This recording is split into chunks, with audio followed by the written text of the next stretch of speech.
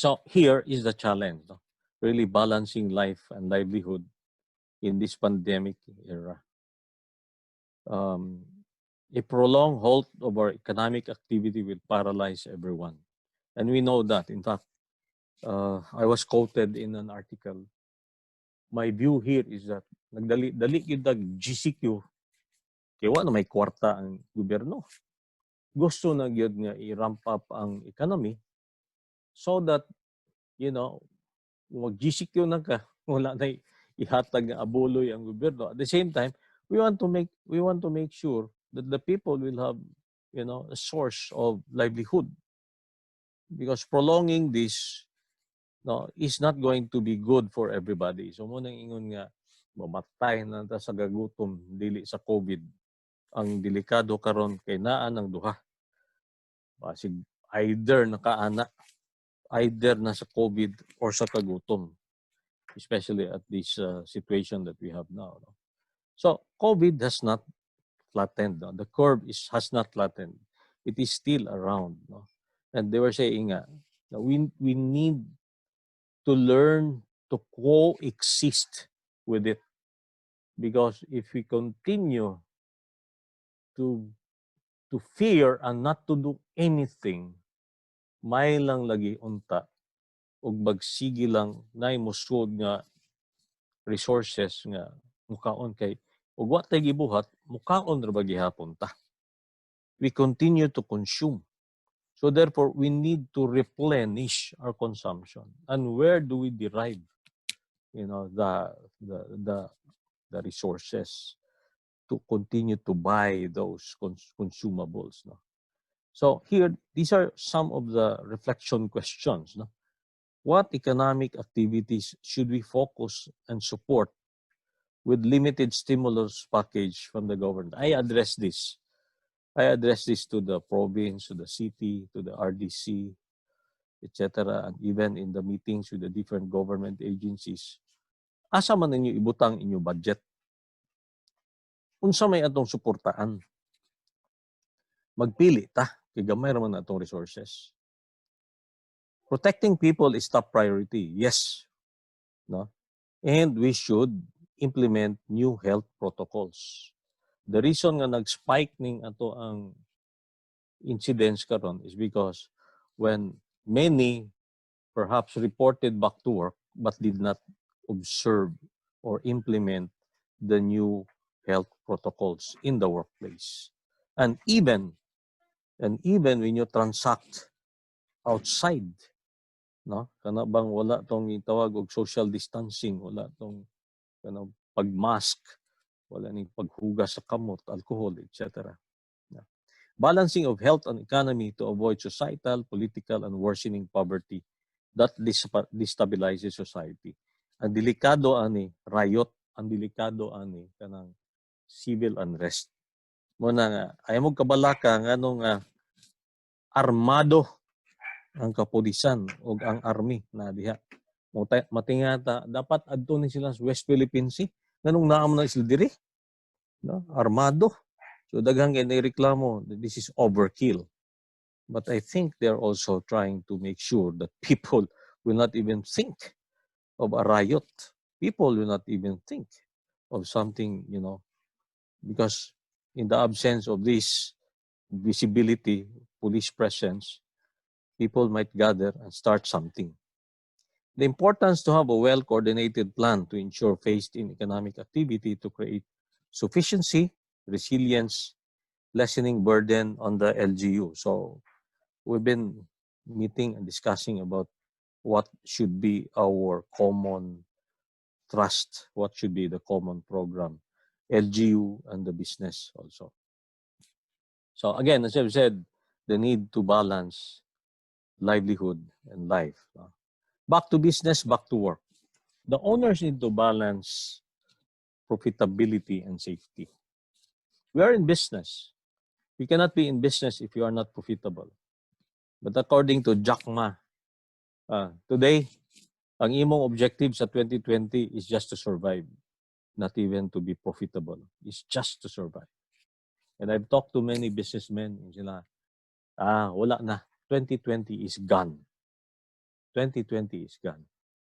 So our objective in 2020 is just dili lang tama negative ug ma-negative man gani na ay ikasugakod sa anang negative, no?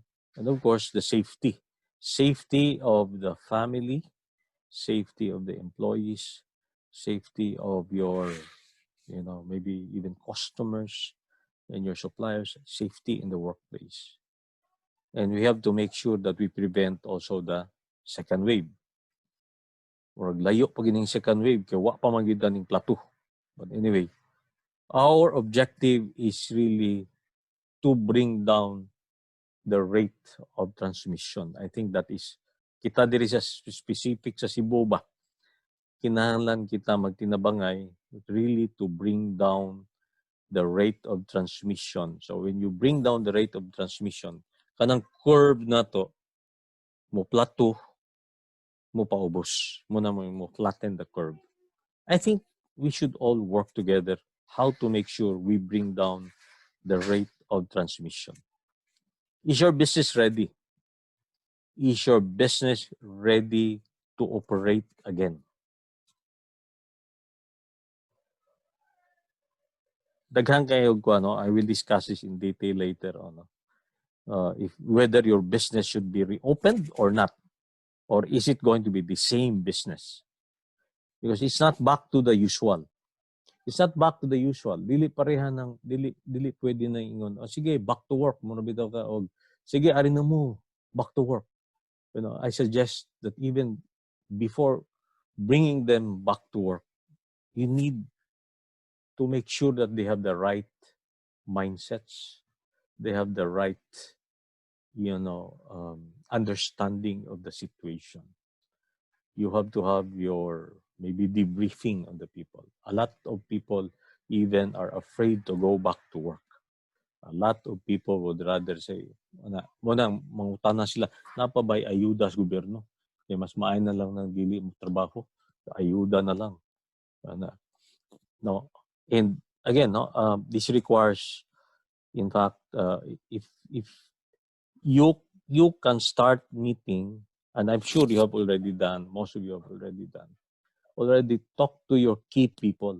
You start with your key managers. You start with your key people because mahadlok ganin imong mga manager, apil na imong mga tao, hadlok na tanan, no?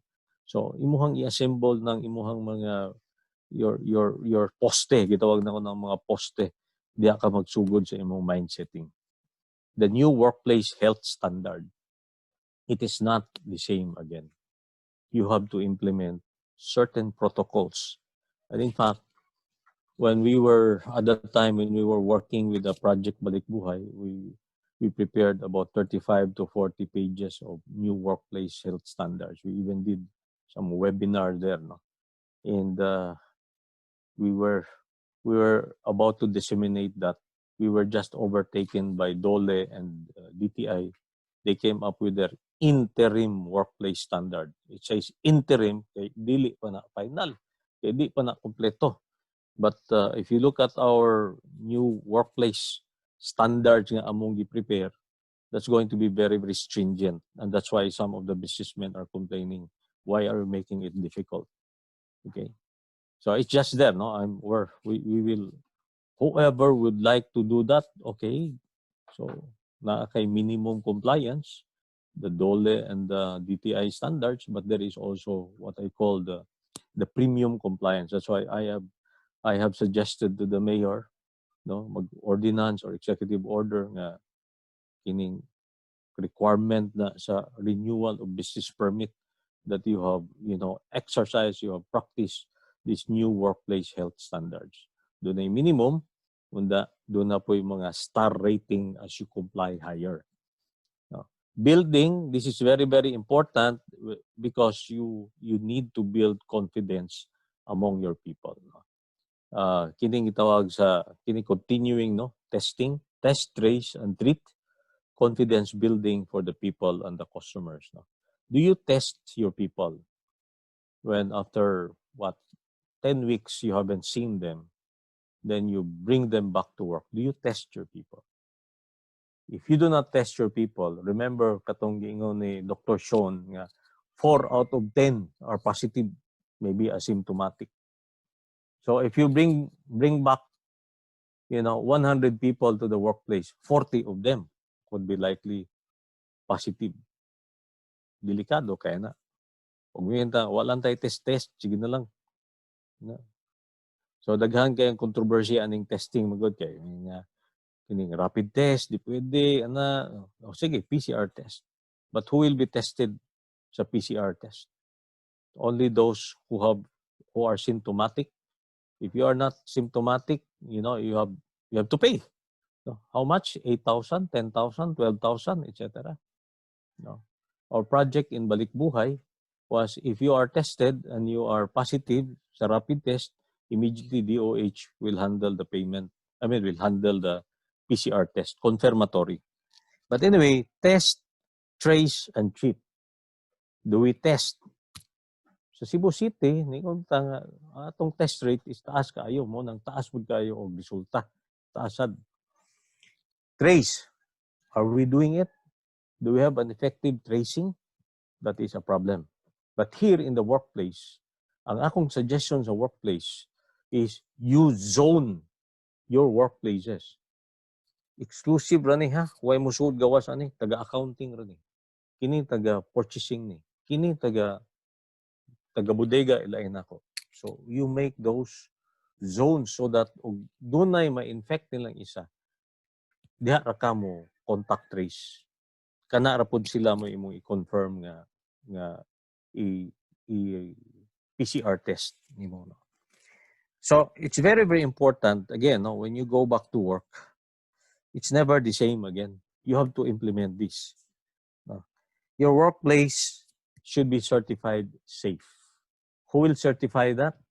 We're talking to, again, as I've said, we are lobbying, we're advocating that there has to be a certification process. Pareha bitaw na og ikaw, mo export gani ka, pangitaan ka, unsa man ka, ISO ba ka, unsa man ka, registered ka, mong standards, etc. In the same way also, that in the workplace, there has to be certification.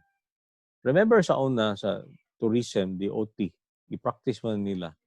Only those DOT accredited establishments nga performing certain standards, will be accredited, will be put dunay poster or dunay sticker ibutang. Kay aron ang tourist mingon nga, naay sticker, we know that they have very high standards. That's also going to be in the workplace. Okay, so here, readiness and viability to resume operations. Are you ready? Are you sure you'll be viable to resume operations? Why? You have to check now your new assumptions. Check now your numbers. Because the numbers before may not anymore be the real numbers or the actual numbers now when you resume. There will be new assumptions. New assumptions as far as the market is concerned, as far as the costs are concerned. New assumptions as far as maybe your supply chain. Changing costs. It's going to be more expensive because of, again, the supply chain disruptions. It's going to be more expensive. Why? Because you'll be required to do this and do that, etc. Supply chain, I mentioned that. And then rigid protocols. And lastly, liquidity.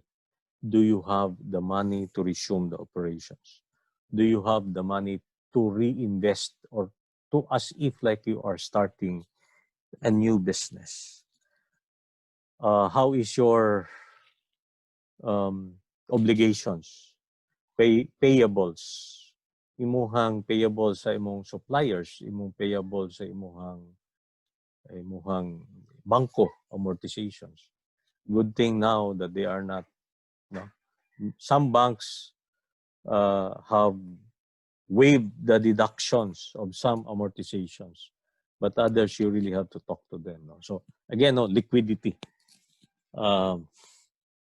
Back to business, market confidence. Ako ning gibutangan karon just now tangan ako nagsumpay in Cebu because di lang kay market confidence throughout. But we also should work doubly hard in Cebu because we have been highlighted. We are now in the center of all the news. Epicenter kuno ta. Muna ingon nga tabok provinces, Negros for example, Bohol, you know, even mga kargamento nga gikan sa Cebu. Sus, kuyawa na sila. So, are they Cebu para ba unta ang atong driver? Ya karon hinuon Cebu mura na sila og kuyawan og taga Cebu. Kuyawan pag yun og mga goods nga gikan sa Cebu. So, this is something that we really have to work together, no, to build market confidence. Now, check new preferences and behaviors of people, of your market. Kung sa may preferences nila karon.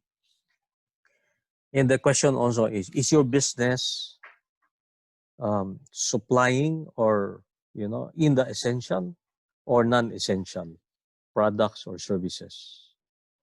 We now realize that during this pandemic, what is important, what is essential?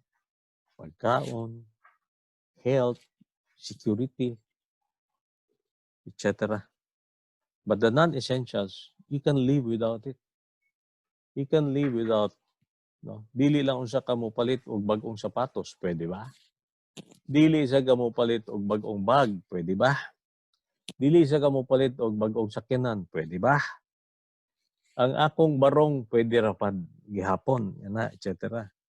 So mo nay changes pod sa behaviors sa atong mga consumers. That's why you really have to think about sa imuhang negosyo. Unsa may imong negosyo? Essential ba o dili? Is your business high risk? Is it a high spreader? High spreader. Example, high spreader. Kanang mga businesses nga di nimo makontrol og kinsa nang mga tao mo sud og mogawas. Ang kanang ma-contain nimo nga masiguro ka kinsa ray mo sud og mogawas, imuha ra for example mga offices nimo nga wa kay kuan sa mga customers. Kontrolado nimo na. Pero kanang mga malls for example, dili nimo na kontrolado. Bisa kinsa ray mo sud, etc. In fact, in our project Balikbuhay guideline, the malls are not supposed to reopen yet. But we were overtaken by the guideline by the IATF. Ningon na ATF, open ang mall. But we would have wanted unta. In fact, I mentioned this to the mayor and the governor. Ang mall sa iyo lang usa pablihi. Abli man. Ba? Timing. Timing is also very important. Now, you have to balance unsa man speed versus caution. Because now in the business karon usahay, no, naay mga opportunity but you have to be very very fast. Or the other also is maniid sa ta. Caution, maniid sa ta. Hindi open. That is what we did. Kining pag-open sa mga malls, 1 week, maniid sa ta. Uy, daghan mang silingan dito ingon, daghan nangita. Oh, nag-open me. After 1 week, balik mag-ECQ. So these are some, you have to look at, no, speed if there is an opportunity, and then caution, especially if you are not sure about your market. Location. What used to be a very, very good location in the past, maybe not anymore. The high traffic areas, the high foot traffic areas may not necessarily be a good location. Labi na sa, I'm in the franchising ba, consulting, we always look at location. Dili na. In fact, I raised that in the franchise association.